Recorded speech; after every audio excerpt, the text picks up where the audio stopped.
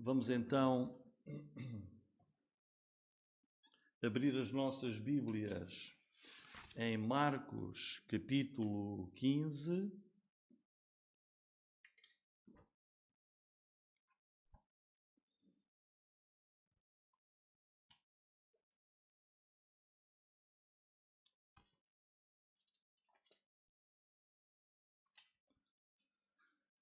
Versículo 37.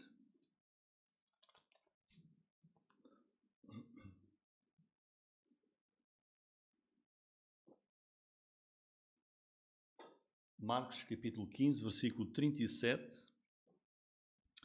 E diz assim, a palavra de Deus: E Jesus, dando um grande brado, expirou. E o véu do templo se rasgou em dois, de alto a baixo. E o centurião que estava defronte dele, vendo que assim clamando expirara, disse: Verdadeiramente este homem era o Filho de Deus. E também ali estavam algumas mulheres olhando de longe, entre as quais também Maria Madalena e Maria, mãe de Tiago, o menor, e de José e Salomé, as quais também o seguiam e o serviam quando estava na Galileia, e muitas outras que tinham subido com ele a Jerusalém. E chegada à tarde, porquanto era o dia da preparação, isto é, a véspera do sábado, chegou José de Arimateia, conselheiro honrado, que também esperava o reino de Deus, e ousadamente foi a Pilatos e pediu o corpo de Jesus. E Pilatos se maravilhou de que já estivesse morto. E chamando o centurião, perguntou-lhe se já havia muito que tinha morrido. E tendo certificado pelo centurião, deu o corpo a José, o qual comprara um lençol fino e, tirando da cruz, envolveu-o no lençol e o depositou num sepulcro lavrado de uma rocha e revolveu uma pedra para a porta do sepulcro. E Maria Madalena e Maria, mãe de José, observavam onde o punham. Muito bem, então nós celebramos no domingo a ressurreição de Jesus. No entanto, convém-nos atentar também com atenção para os acontecimentos que envolveram a morte do Senhor Jesus Cristo. O Senhor Jesus morreu crucificado e o tema da nossa mensagem hoje aponta precisamente para a morte de Jesus, o seu sepultamento, essa realidade e as lições que nós temos com a morte e o sepultamento de Jesus Cristo. Quando olhamos para Jesus crucificado e morto, provavelmente muitos pensarão e poderão dizer, afinal, Jesus não é o Messias, porque morreu. Mas Jesus tinha repetido muitas vezes que o seu sofrimento, a sua morte, eram essenciais para o ministério do Messias. E por isso a cruz de Jesus confirma aquela declaração que Pedro tinha feito antes, quando Jesus lhe perguntou: quem dizeis vós que eu sou? E Pedro disse: tu és o Cristo. E por isso a cruz, a morte de Jesus na cruz, confirma, conforme Jesus disse que era necessário que ele padecesse e morresse e depois ressuscitasse, a sua morte na cruz confirma que ele é e era, naquela altura, o Messias. E por ser o Messias, os seus sofrimentos, a sua morte, foram para expiação, ou seja, para reconciliação entre Deus e o homem, uma vez que estavam separados por causa do pecado. Por isso vamos pensar na verdade da morte e do sepultamento de Jesus e as lições que nós temos aí, que estão aqui, todas elas na palavra de Deus. Em primeiro lugar, nós queremos ver, para confirmar que morte foi aquela, porque não foi uma morte de uma pessoa qualquer, e o que é que ela significava. E por isso os sinais que acompanharam a morte de Jesus. Os sinais que acompanharam aquela morte provam que ele não era um homem qualquer. Provam que ele era, de facto, o Filho de Deus, o Messias. O versículo 33 de Marcos, capítulo 15, diz-nos: e chegada a hora sexta, que foi quando Jesus morreu, estava para morrer, quer dizer, houve trevas sobre toda a terra até à hora nona. Portanto, durante 3 horas, toda a terra se cobriu de escuridão, de trevas. Porquê? O que é que estava a acontecer com a crucificação de Jesus que provocou que toda a terra ficasse coberta de trevas, de escuridão? Porque estava ali crucificado e para morrer o Messias, o Redentor. Como lemos em 2 Coríntios 5, 21, aquele que não conheceu pecado, o fez pecado por nós.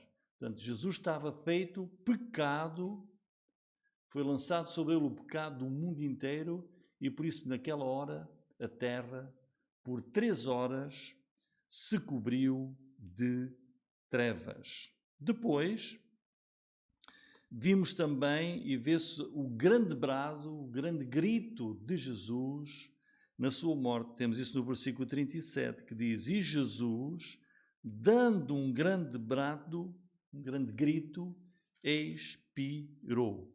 Versículo 39 diz: o centurião que estava defronte dele, vendo que assim clamando expirara, portanto, a morte de Jesus não foi uma morte normal, portanto, ele, no exato momento da sua morte, ele lançou um grande grito, um grande brado, que está aqui descrito, Marcos descreve isto com muito pormenor. Jesus, dando um grande brado, expirou. E o centurião diz, vendo que assim clamando expirara. Portanto, não foi um suspiro profundo, não foi como se Jesus já não tivesse força para mais nada, tivesse a ficar moribundo. Não. No plano eterno de Deus para a salvação do mundo, Jesus morreu e dando mostras e sinal de que realmente estava a morrer, com um grande grito. Que mais sinais provam que a morte de Jesus era a morte do Messias? Versículo 38, o véu do templo rasgou-se em dois, diz, e o véu do templo se rasgou em dois de alto a baixo. Portanto, este véu do templo, para quem conhece, era aquela cortina, uma cortina muito espessa, muito forte, muito pesada, que dividia no templo o lugar santíssimo, o chamado Santo dos Santos, do lugar santo. E atrás deste véu, desta cortina, encontrava-se a Arca da Aliança. E só lá podia entrar uma vez por ano o sumo sacerdote e tinha que levar o sangue do animal que tinha sido sacrificado no dia da expiação que era celebrado em Israel. E esse véu, que estava lá no Santo dos Santos, era tão espesso que, para o rasgar, era necessária uma junta de bois. 2 bois, com a sua força, é que conseguiam rasgar aquele véu espesso que estava no Santo dos Santos. E vejam que esse véu foi rasgado não de baixo para cima, mas o que mostra que foi Deus que o fez, de cima para baixo. O que é que significava isso? Deus estava ali a dizer que com a morte do Messias, a morte de Jesus, o Salvador, aquela barreira que impedia o acesso à presença de Deus, que estava lá simbolizada no Santo dos Santos, agora tinha sido removida. Agora, por causa da morte de Jesus, por causa que o pecado foi condenado, foi lançado sobre ele, havia acesso livre à presença de Deus, através de Jesus Cristo, que é o nosso mediador. Que mais aconteceu que mostrou que aquela morte era uma morte sobrenatural? E aí temos que ir para Mateus, capítulo 27, versículo 52, porque quando Jesus, crucificado, morreu, a terra tremeu, fenderam-se pedras, abriram-se sepulcros e muitos que dormiam ressuscitaram. Vamos ler lá em Mateus capítulo 27, versículo 52. Diz assim, o 51 mostra-nos o contexto. E eis que o véu do templo se rasgou em dois, de alto a baixo, e tremeu a terra, e fenderam-se as pedras, e abriram-se os sepulcros, e muitos corpos de santos que dormiam, ou seja, de crentes em Deus, foram ressuscitados. E saindo dos sepulcros, depois da ressurreição dele, entraram na cidade santa e apareceram a muitos. Portanto, a morte de Jesus teve realmente estes acontecimentos únicos que nós estamos aqui a ver. Depois há aqui, voltando para Marcos 15, há aqui uma referência especial feita às mulheres. Marcos procura aqui mostrar das muitas testemunhas que estavam ali a assistir e, neste caso, a acompanhar Jesus no seu sacrifício. Vejam, versículo 40, diz, também ali estavam algumas mulheres, olhando de longe, entre as quais Maria Madalena, Maria, mãe de Tiago o menor, e de José e Salomé, as quais também o seguiam e o serviam quando estava na Galileia, e muitas outras que tinham subido com ele a Jerusalém. Olhem aqui, vejam, uma referência em especial às mulheres, como a palavra de Deus aqui enaltece. Não temos aqui um número dito quantas eram, mas eram certamente várias, muitas. Há alguns nomes, mas depois diz aqui também outras, muitas outras.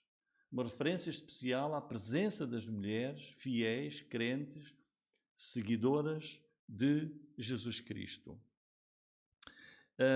E depois, aqui temos o relato da sua morte, e agora vamos para o seu sepultamento. Isso está nos versículos 42 até 47, o sepultamento de Jesus. Quer dizer que o corpo, este corpo, em que o nosso Senhor levou os nossos pecados, esse corpo vivo que foi pregado na cruz, morreu. E ao morrer, tinha de ser sepultado para depois vir a ressuscitar. Portanto, não há dúvidas que Jesus ressuscitou porque morreu e porque foi sepultado.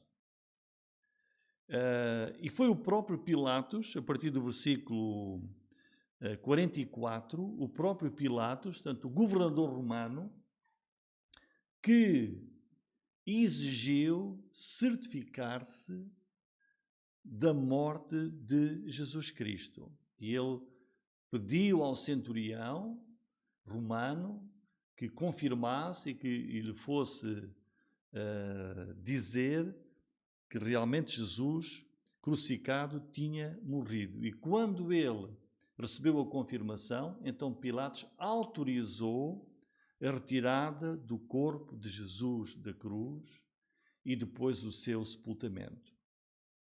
Portanto, judeus assistiram à sua crucificação, à sua morte, gentios, amigos de Jesus assistiram, inimigos testemunharam da sua morte e do seu sepultamento.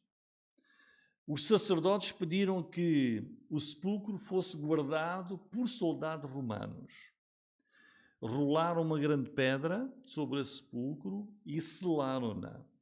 Portanto, o sepultamento de Cristo é uma verdade inquestionável, aqui descrita e confirmada pela palavra de Deus. Porquê? porque ela é também, o sepultamento é uma verdade de grande importância para a fé cristã. Nós podemos pensar que não. Bem, foi sepultado, pronto. Mas é uma realidade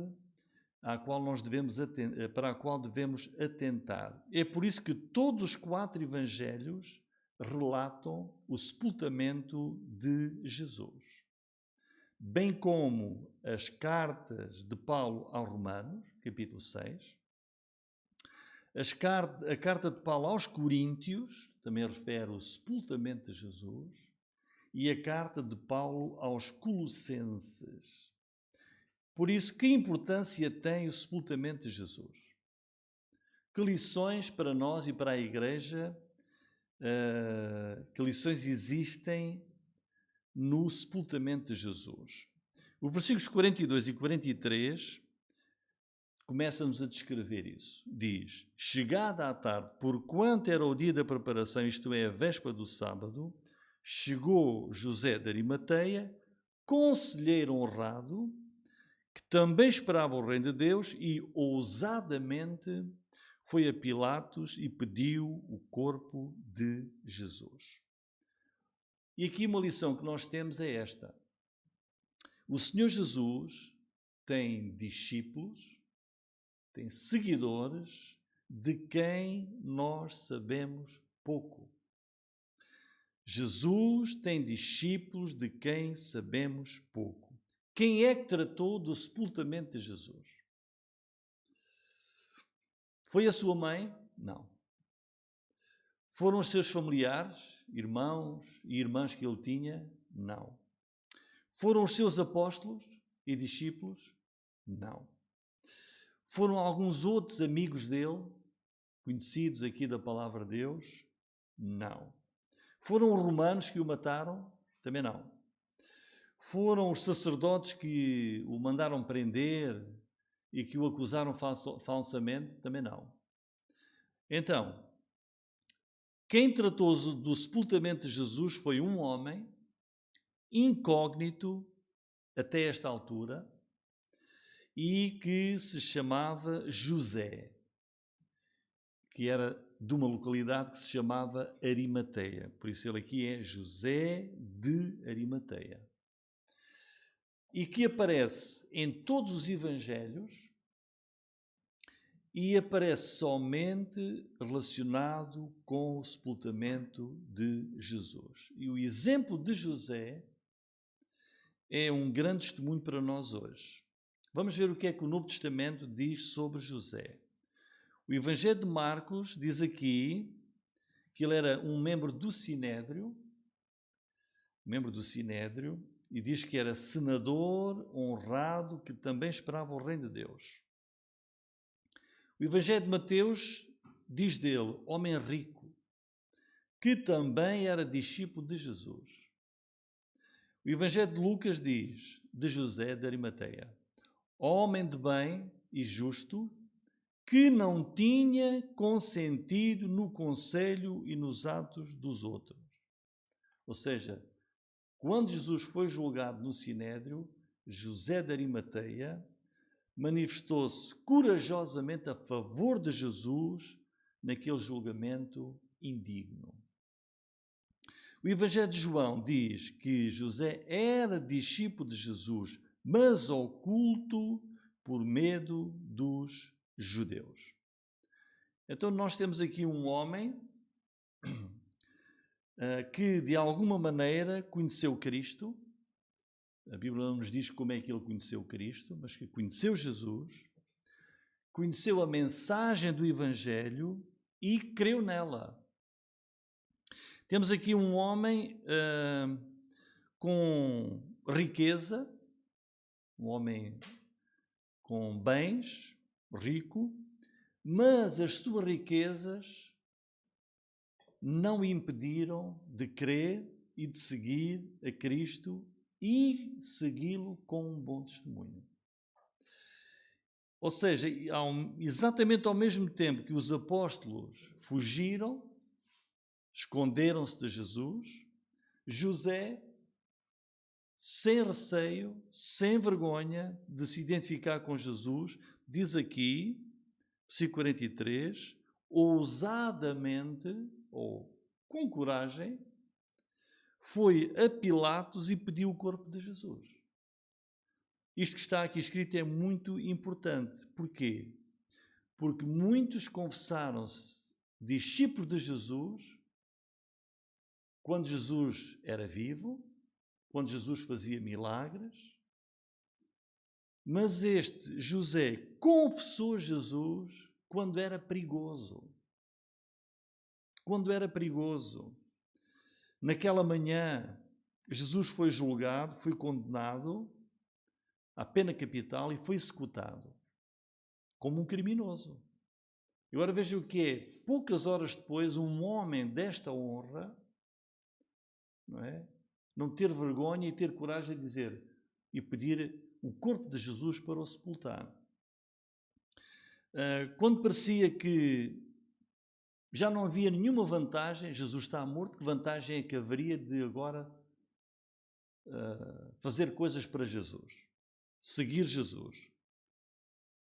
Quando parecia assim, é quando José de Arimateia vem e mostra a sua identidade, a sua fé em Jesus, quando Jesus estava morto. E a Bíblia registra isso.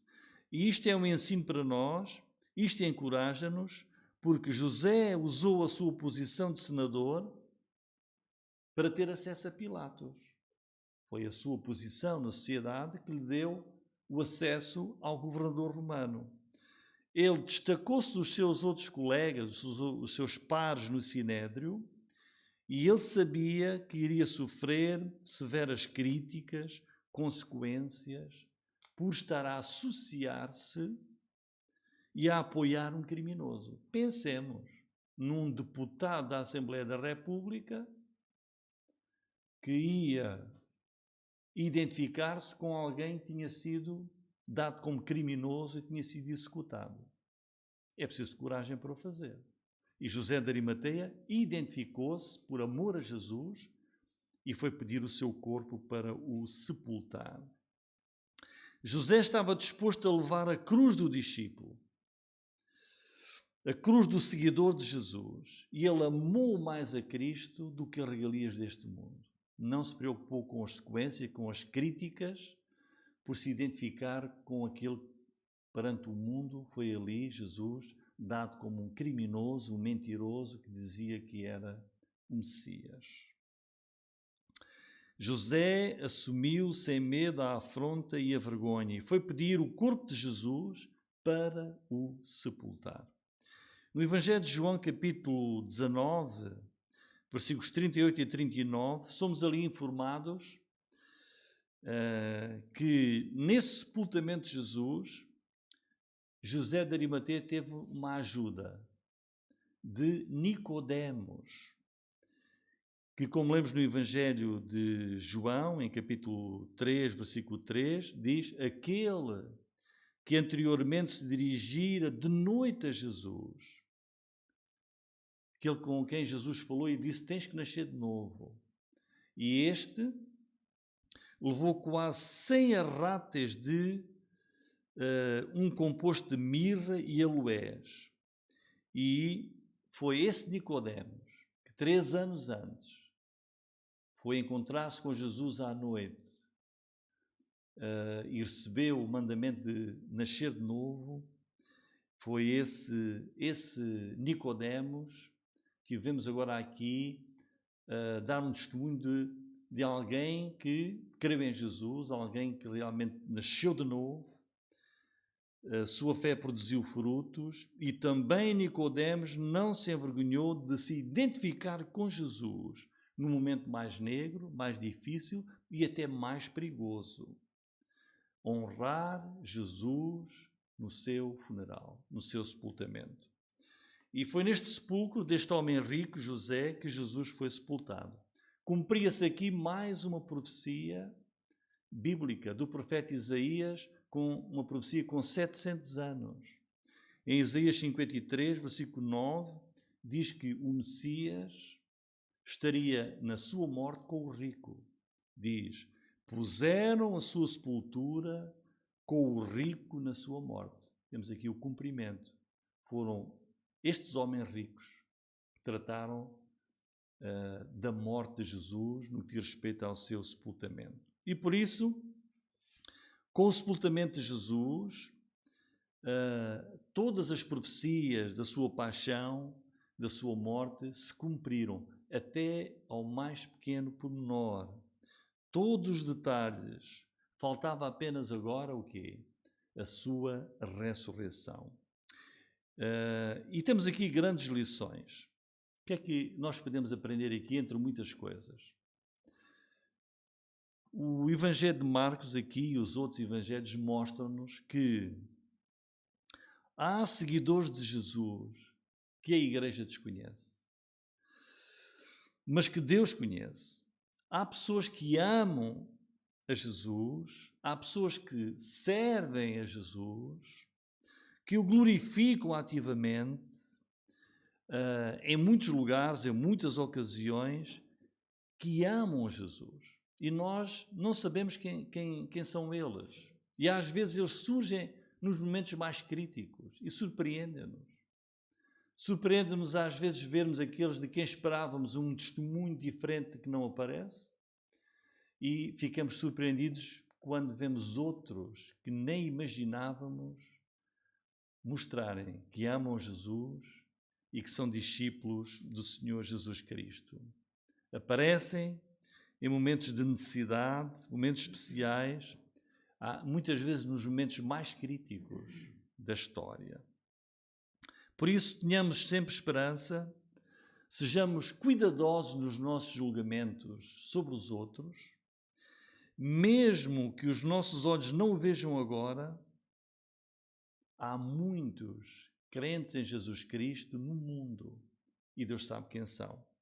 Isto até nos recorda o profeta Elias, quando ele fugia do rei Acabe, e ele pensou que o profeta Elias pensou que era o único, não havia mais ninguém em Israel que seguisse a Deus. E Deus diz-lhe, não, olha, além de ti ainda há mais 7.000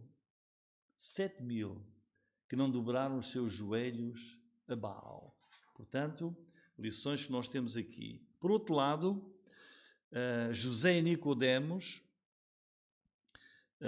mostram-nos também que nós não podemos manter para sempre escondida a nossa fé. Se calhar durante estes 3 anos do ministério de Jesus, pouco eles mostraram, mas há uma altura, há uma ocasião em que temos de vencer a vergonha, o medo, as consequências, e não é possível esconder ou não mostrar para sempre a nossa fé em Jesus, mas sim assumir publicamente o nosso compromisso com Jesus. E por fim, outra lição que nós temos com o sepultamento de Jesus. E essa lição está em Romanos capítulo 6. Romanos capítulo 6, versículo 3, onde nós aprendemos que os crentes, não apenas Jesus foi sepultado, os crentes também foram sepultados com Jesus. Lemos assim: ou não sabeis, Romanos 6,3, que todos quantos fomos batizados em Jesus Cristo, fomos batizados na sua morte? De sorte que fomos, vejam, sepultados com ele pelo batismo na morte, para que, como Cristo foi ressuscitado dentre os mortos pela glória do Pai, assim andemos nós também a novidade de vida. Porque se fomos plantados juntamente com ele na semelhança da sua morte, também o seremos na da sua ressurreição. Sabendo isto, que o nosso homem velho foi com ele crucificado. Estão a ver aqui esta relação entre a morte, a crucificação, a morte e o sepultamento de Jesus e o testemunho cristão. Versículo 6. Para que o corpo do pecado seja desfeito, para que não sirvamos mais ao pecado. Porque aquele que está morto está justificado do pecado. Ora, se já morremos com Cristo, queremos que também com ele viveremos. sabendo que, tendo sido Cristo ressuscitado entre os mortos, já não morre. A morte não mais tem domínio sobre ele, pois quanto a ter morrido, de uma vez morreu para o pecado, mas quanto a viver, vive para Deus. Assim também vós considerai-vos certamente mortos para o pecado, mas vivos para Deus, em Cristo Jesus nosso Senhor. Não reine, portanto, o pecado em vosso corpo mortal, para lhe obedecerdes em suas concupiscências. Nem tampouco apresenteis os vossos corpos ao pecado por instrumentos de iniquidade, mas apresentai-vos a Deus como vivos dentre os mortos, e os vossos membros a Deus como instrumentos de justiça. Portanto, o sepultamento de Cristo é muito importante. É tão importante que o apóstolo Paulo faz um pequeno resumo daquilo que aconteceu com Jesus. Eu vou ler em 1 Coríntios 15, versículos 3 e 4. Ele diz assim: porque primeiramente vos entreguei o que também recebi. Olhem, que Cristo morreu pelos nossos pecados. Então, que morte era aquela? Cristo morreu na cruz pelos nossos pecados. Segundo as Escrituras. Que Escrituras é que havia naquela altura? Antigo Testamento. Quer dizer, de acordo com o Antigo Testamento, Jesus morreu pelos nossos pecados. E que foi sepultado. Estão a ver? É claro. E ressuscitou ao terceiro dia, segundo as Escrituras. Portanto, morte, sepultamento e ressurreição provaram que Jesus era o Messias, cumpriu as Escrituras. Então, o que é um sepultamento? Que nós bem conhecemos, todos nós já estivemos em funerais. O sepultamento, o que é que faz? Sela a morte de alguém. Quem morre tem que ser sepultado. O sepultamento prova a morte física e mostra que o fim terminou todo o contacto que essa pessoa tinha com o mundo onde ela vivia. Por isso, as coisas do mundo já não têm qualquer influência na pessoa morta, não é? Ela morreu para o mundo, não tem mais qualquer contacto nem influência do mundo com ela, nem ela com o mundo. Ela morreu e está sepultada. Por exemplo, se ela tinha dívidas, ficou tudo arrumado. Essa pessoa não tem mais essa preocupação. Tudo foi cancelado. Ora, os crentes em Jesus Cristo beneficiam de tudo isto. Beneficiamos de tudo isto. E o nosso batismo, quando alguém crê no Senhor Jesus e é batizado na água, ilustra e exemplifica exatamente isto que aconteceu com Jesus. Portanto, o batismo do cristão por imersão na água, quando a pessoa está a ser ali imersa, fica debaixo da água, ela simboliza o quê? O sepultamento, que essa pessoa morreu e foi sepultada para o mundo. E depois, quando ela é levantada da água, simboliza que ela ressuscitou para uma nova vida. Nasceu de novo, por causa da sua fé em Jesus Cristo. E estes versículos aqui de Romanos são muito importantes porque, como vimos, descrevem precisamente isso. É aqui dito que os crentes, nós crentes, estamos unidos a Jesus no quê? Ele morreu e o crente morreu também. Jesus foi sepultado, o crente também foi sepultado, morreu para o mundo. O crente tem que se considerar morto para o mundo, sepultado para o mundo.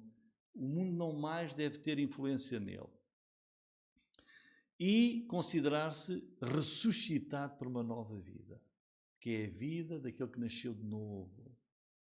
Vida para viver nos caminhos do Evangelho.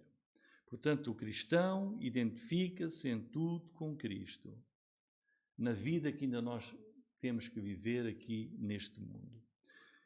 Por isso, Cristo foi crucificado significa para nós que a nossa velha natureza também foi crucificada.